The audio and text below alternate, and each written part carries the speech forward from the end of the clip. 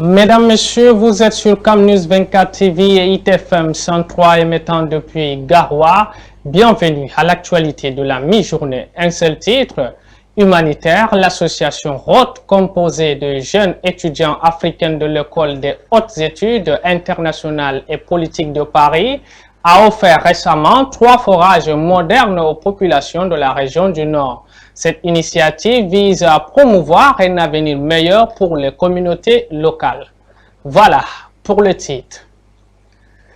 Mesdames, Messieurs, une fois de plus, bienvenue dans ce 13h sur CamNews 24 et ITFM 103. Humanitaire, l'association Roth offre 3 forages modernes aux populations de la région du Nord.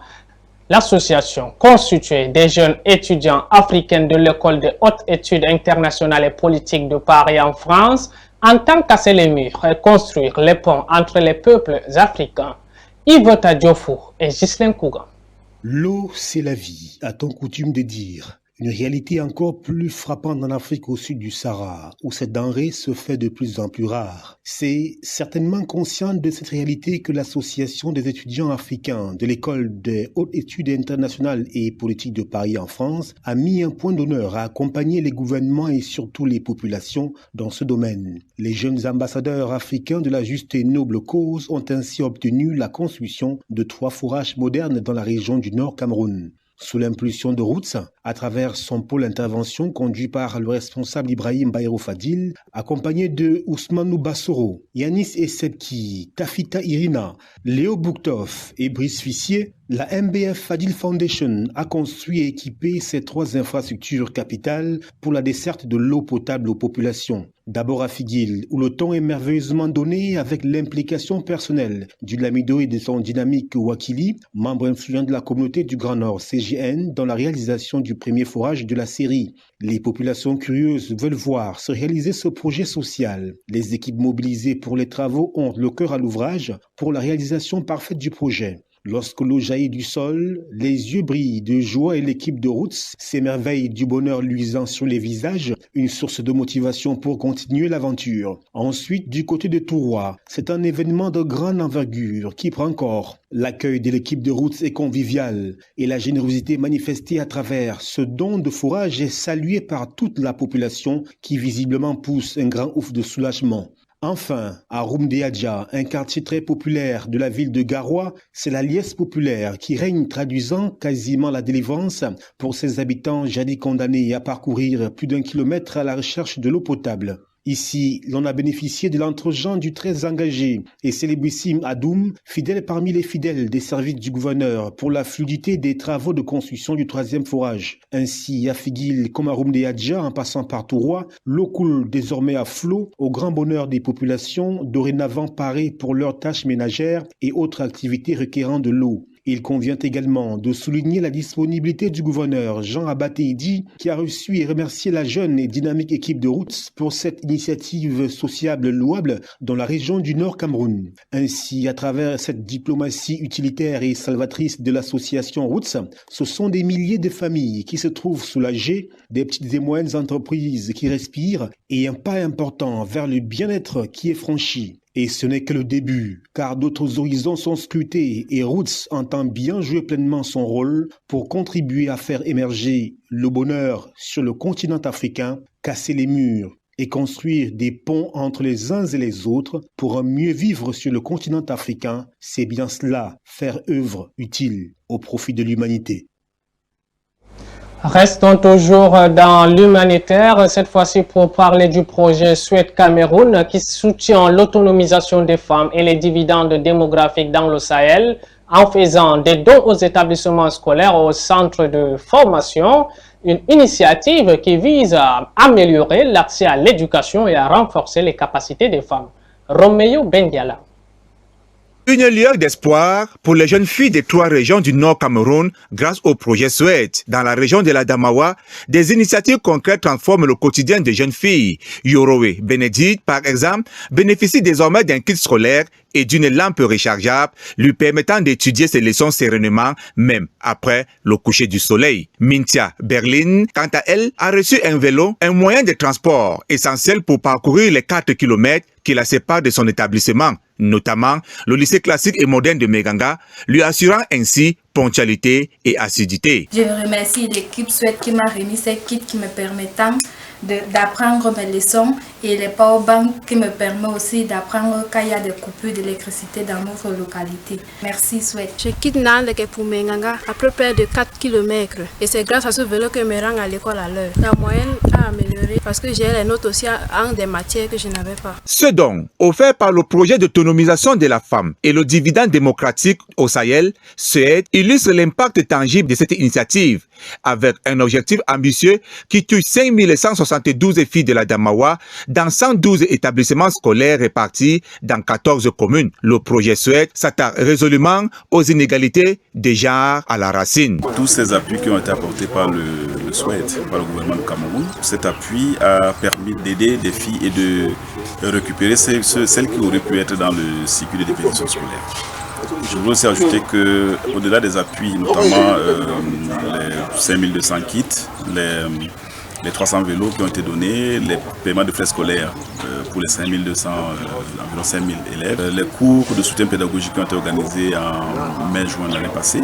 Soutenu par la Banque mondiale et l'UNFPA, ce projet vise à accélérer la transition démographique et à améliorer l'autonomisation des femmes. Le projet souhaite pour encourager les jeunes filles qui ne sont pas allées à l'école à se prendre en main, à équiper dans toutes les 3 régions 165 centres d'encadrement. Ça fait qu'un centre comme celui de Mbé a reçu 10 machines, les surfileuses, des mallettes pour les mécaniques, pour la couture, la plomberie et même aussi des appuis en ce qui concerne la cuisine. Les centres multifonctionnels des jeunes CMPJ, les centres de promotion des femmes et de la famille, ainsi que les centres de formation pour sages-femmes ont également bénéficié de matériel renforçant ainsi leur capacité d'action. Ce matériel qui est venu de Suède et évidemment les mallettes d'électricité, de plomberie, ça fait que nous avons aussi ouvert, nous avons lancé, n'est-ce pas, depuis le début de cette année, les filières plomberie, les filières électricité,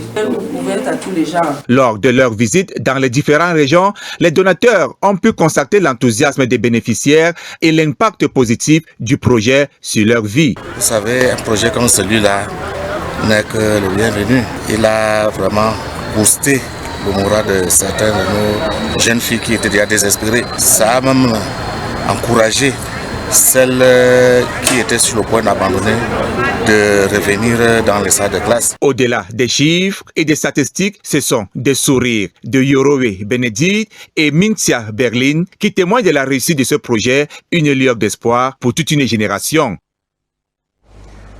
Parlons de l'insalubrité urbaine. Les états généraux de la gestion des déchets provenant des ménages auront lieu les 6 et 7 mai prochains à Yaoundé. L'annonce a été faite par le ministre de l'Habitat et du Développement urbain. C'était lors d'un point de presse tenu mardi à Yaoundé. Plus de détails dans ce reportage que nous propose Elounou Christian Eva. Yaoundé, ville aux montagnes d'ordures, ce slogan pourrait bien coller à la capitale politique du Cameroun depuis quelque temps. La métropole connaît une production supplémentaire de 20 000 tonnes d'ordures ménagères par an du fait de l'augmentation fulgurante de la population. A contrario, le taux de collecte contractuelle se situe à 45%, soit 3 000 tonnes par jour, ce qui reste très faible. Les états généraux de la gestion des déchets ménagers prévus en mai prochain à Yaoundé trouveront des solutions pour amener la propreté dans la ville. Afin de poser donc les jalons de ce processus de révision et en capitalisant les pistes de solutions identifiées au cours des réflexions antérieures, il convient d'élargir le cadre de consultation à l'ensemble des acteurs de l'hygiène et salubrité, les acteurs de la gestion des déchets, les acteurs de l'assainissement de nos villes, car les déchets, c'est une affaire de tous. L'idée de ces états généraux de la gestion des ordures ménagères à Yaoundé et même au Cameroun naît de la situation d'insalubrité inquiétante dans laquelle la ville était plongée. L'opération Coup de poing, lancée par le ministre de l'Habitat et du Développement urbain, a permis de ramasser 53 000 tonnes de déchets en quelques semaines. L'évaluation de la situation actuelle montre une nette amélioration dans les 2 grandes métropoles. Mais nous sommes conscients qu'elle reste fragile du fait des facteurs structurels et surtout du financement qu'il faut adresser en profondeur.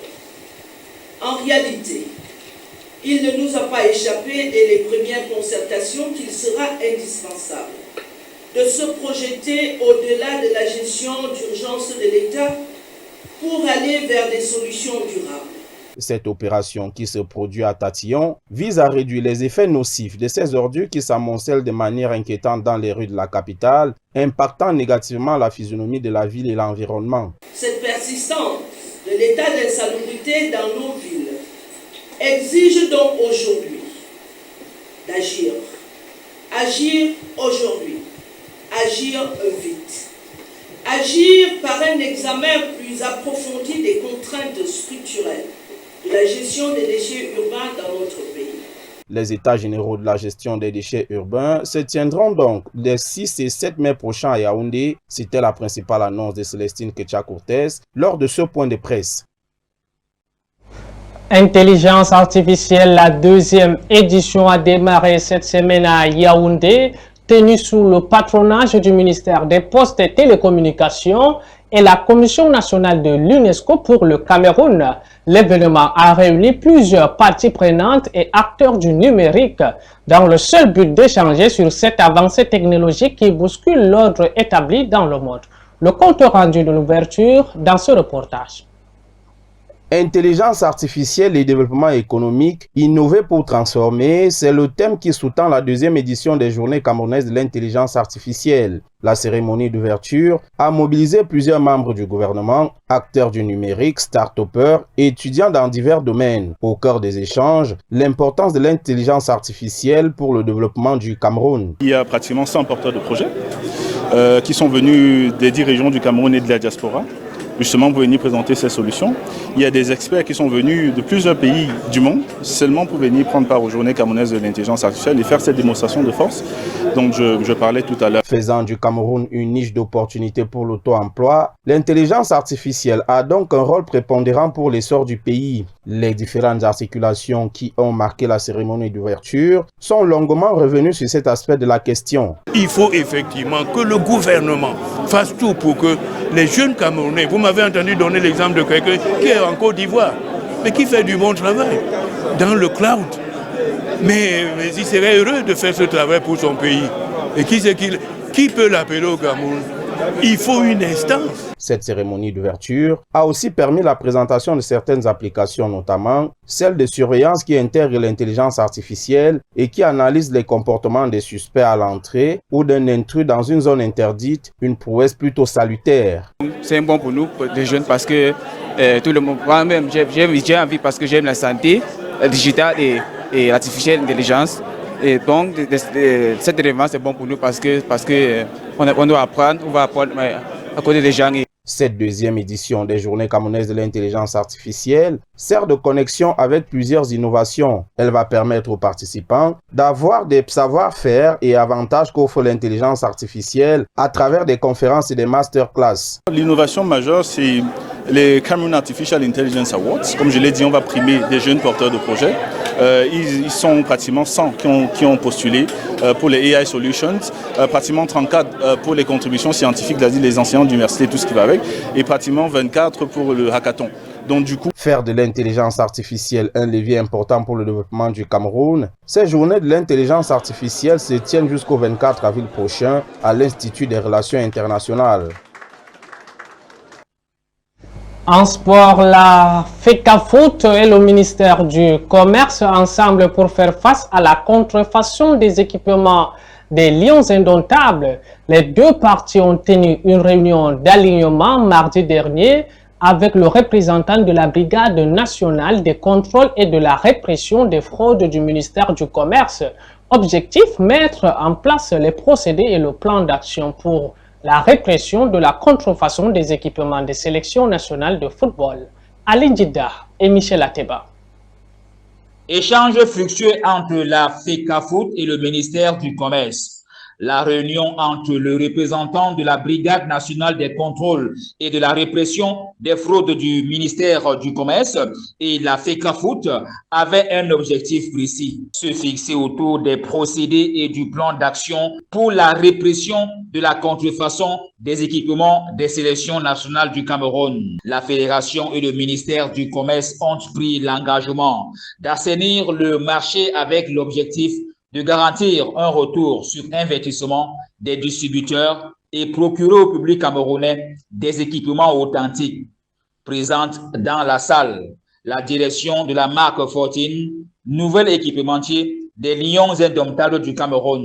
Rappelons que c'est le deuxième partenariat que signe la fédération après celui avec la douane camerounaise il y a quelques semaines. À vous, les oisifs du quartier, c'est même peut-être aux mêmes heures, dans les mêmes lieux, à parler des mêmes choses. Il est temps de changer de disque et de trouver un emploi, car le commérage est un hobby pour les deux œuvres. C'est sur ce conseil que nous mettons un terme à ce 13h sur Camnews 24 et ITFM 103 émettant depuis Garoua. Mesdames, Messieurs, retrouvons-nous à 20h.